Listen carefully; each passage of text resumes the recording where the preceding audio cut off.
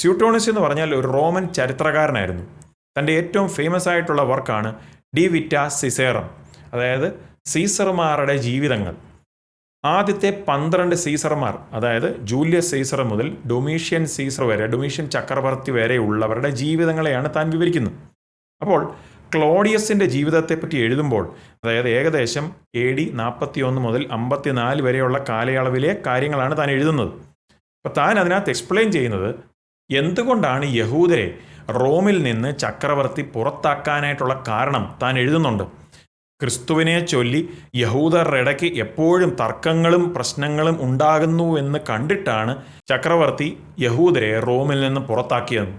അപ്പോൾ സ്യൂട്ടോണിയസിൻ്റെ ആ ഒരു റെഫറൻസിൽ നിന്ന് വ്യക്തമാണ് യേശുവിൻ്റെ ആ ജീവിതത്തിൻ്റെ ആ ഒരു സമയം കഴിഞ്ഞ് 100 വർഷത്തിനുള്ളിൽ തന്നെ യേശു എന്ന് പറഞ്ഞ വ്യക്തി ജീവിച്ചിരുന്നുവെന്ന് പലർക്കും അറിയാമായിരുന്നു.